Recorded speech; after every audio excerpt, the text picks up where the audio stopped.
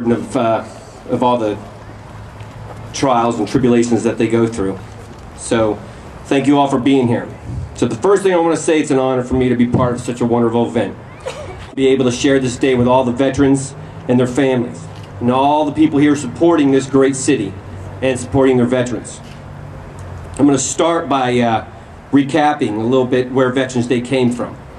I don't want to insult anybody's intelligence, but from my experience, you'd be surprised how many people out there don't know why this great nation gave us a day to celebrate what our veterans have accomplished.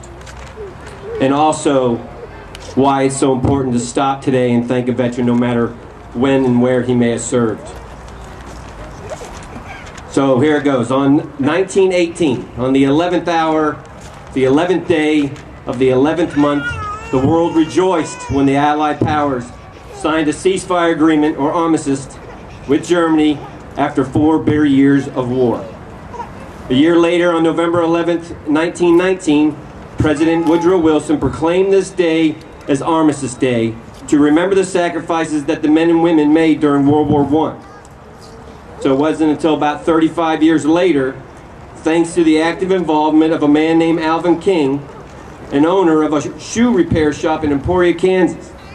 So this gentleman never served in the military, but when he saw his veterans from World War II come back to his town, he developed a fond respect for them and thought that something should be done to honor all veterans. So he proclaimed to Congress that we either make a day to honor veterans of all wars, or we do something with Armistice Day to include the veterans of the other wars. So he convinced President Dwight Eisenhower to sign into law making Armistice Day a holiday. And it was a year later that Congress amended that act, replacing Armistice Day with Veterans Day. And it's been that way ever since. So despite the fact that the holiday originated from World War I, it now encompasses all veterans of war and those who served in our country's armed forces.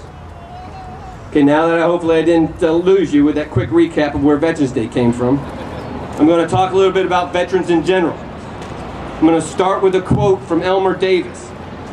He was considered a prominent news anchor in the mid-20th century. He was also the director of the Office of War Information, and he played a big part in recommending to President Roosevelt that Japanese Americans be allowed to enlist in the Army and the Navy.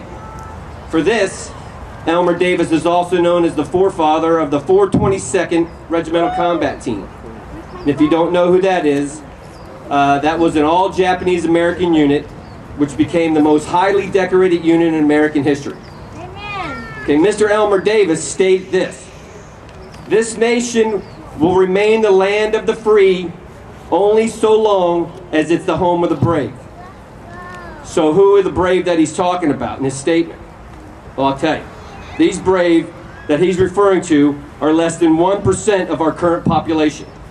They are the men and women who have served and are serving in our armed forces today.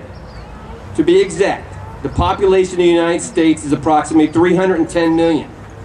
There are approximately 2.5 million members of our military, to include reservists, serving in some way for our country today. That would be 0.8% of our population shouldering the burden of defending our Constitution, our values, and our way of life. There are 22 million former veterans still alive that have served or are still serving. That's a little less than 8% of our country that have military experience. 11.5% of our population served in World War II. 4.3% served in Vietnam. Granted, our country was under the draft at those times, but it's still an indicator of how strong our people are in this country. Since the War on Terror began until 2001 till present, 0.45% have served. These men and women in those statistics are the brave that Mr. Elmer Davis was referring to. The men and women, sons, daughters, nieces, nephews, and even grandchildren of veterans that are serving today. And some are the first to serve in their families. Those who have values instilled in them from their parents Communities like this one that are reinforced by whatever service they choose. For some reason only known to them and God, they decide to serve and are referred to as veterans. The statistics are amazing that so few have done so much. This small percentage of the population is some of the best and brightest our country has to offer. They come from the smallest towns to the biggest cities. They come from different ethnic backgrounds, different religions, and they all come together for one cause.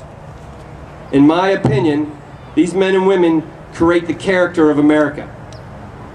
They are the heart, strength, courage, compassion that have made our country the leader in this world for centuries.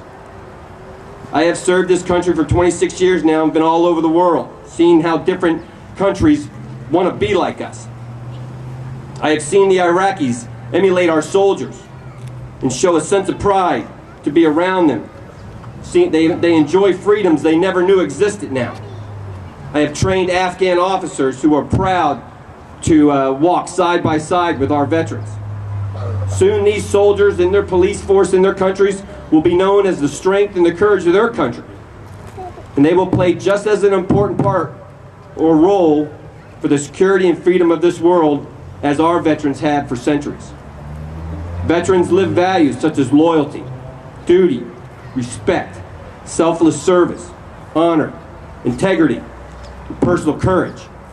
Values they try to live by as they represent our country. Wherever they are, our veterans are our ambassadors to this country. They are responsible for not only protecting the lives of Americans, but for centuries protected the lives and restored freedoms for so many throughout the world.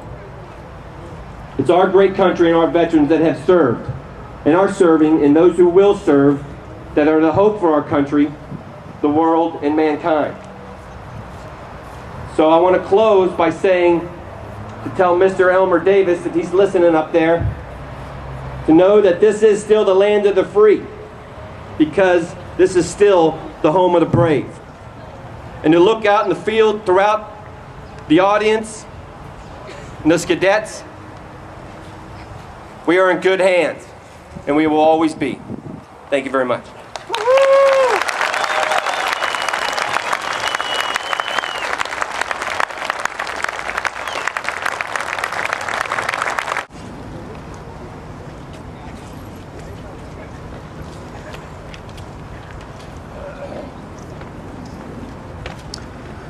Every one of those young people out on the field are wondering who is going to get this award today, and I might add, it is a tremendous pleasure to see all of these young people here.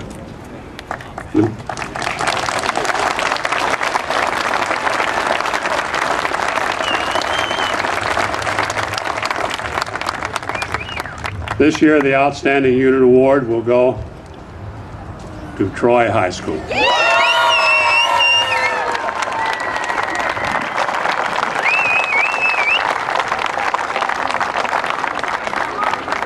I had nothing to do with picking this, even though my granddaughter is part of Troy.